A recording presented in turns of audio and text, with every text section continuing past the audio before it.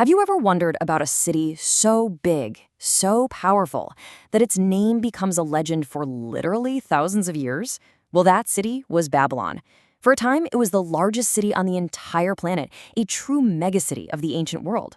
So today, we're going to unpack exactly what made this place so special. So back in the 6th century BCE, Babylon was just immense. We're talking about 2,500 acres. Now, to put that in perspective, for the ancient world, this scale was just unheard of. It wasn't just another large city, it was the largest city, a metropolis that totally dwarfed everything else around it. So the big question is, how on earth does a city from that long ago get that big? I mean, what did it take to build a capital on a scale that nobody had ever even imagined before? Well, the answer really comes down to a super powerful king, a brilliant plan, and, believe it or not, a whole lot of brick. And that powerful king was Nebuchadnezzar II. Honestly, if you want to understand Babylon's golden age, you have to get to know the man who was its visionary architect, the guy who transformed the city into an absolute imperial masterpiece. Yeah, this guy was in charge for over 40 years. That is a long, long time, and he used every bit of it.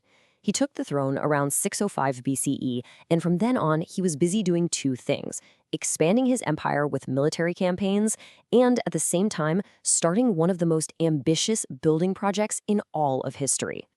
And this is where you really see the two sides of his legacy. We often remember Nebuchadnezzar as this great conqueror, right? But his work as a builder was every bit as important. He didn't just move into a great city. No, he took the wealth from his entire empire and poured it into making this place absolutely legendary. So let's take a little tour of the city he built. The whole thing was just a masterclass in showing off power, right from the very second you even got close to its walls. The walls of Babylon were famous all across the ancient world.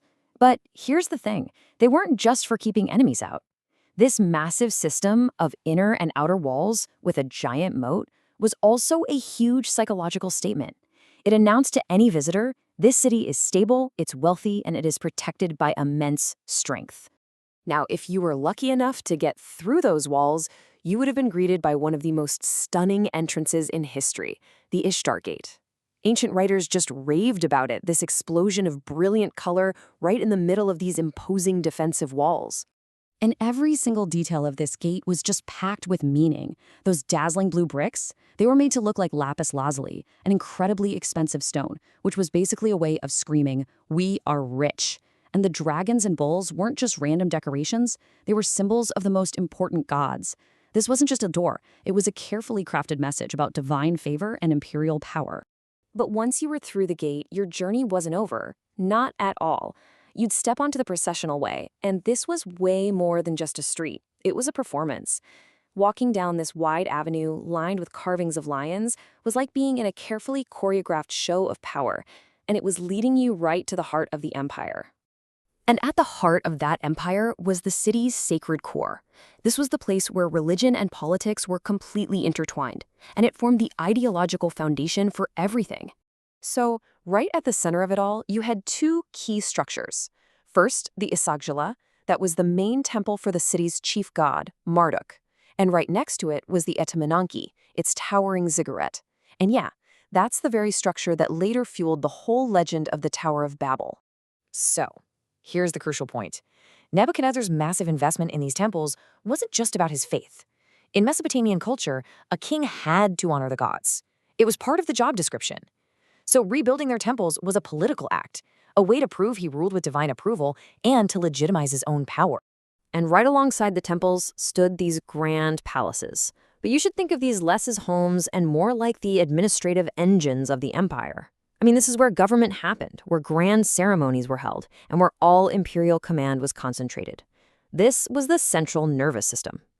Of course, this incredible city wasn't built on faith alone. So how was a project of this magnitude even possible?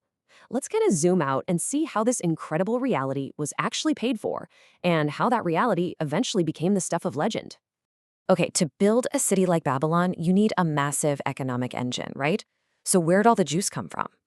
Well, wealth flowed in from tribute that conquered lands had to pay, from all the trade routes, and from the incredibly rich farmland nearby. And powering it all, a masterpiece of human logistics, huge, organized gangs of laborers from all over the empire, all working for a single vision. And it's this incredible reality that fueled the legends.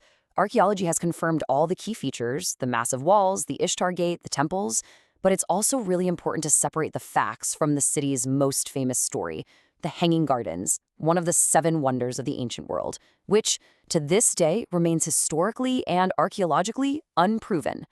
And here is one of the most impressive facts of all. Unlike other great civilizations that built with massive stone, Babylon's incredible grandeur was achieved with humble brick. The real genius wasn't just in the design, but in the organization, the state-level power to produce, transport, and assemble millions and millions of mud bricks and glazed bricks to create something so monumental. It was a total triumph of logistics. Babylon's story really shows us that a city becomes legendary not just because it's big, but because of the message it sends. It was a statement of power, of piety, and of engineering genius, all written in brick. It really makes you wonder, what messages are our own great cities sending today? And which of those do you think will still be remembered thousands of years from now?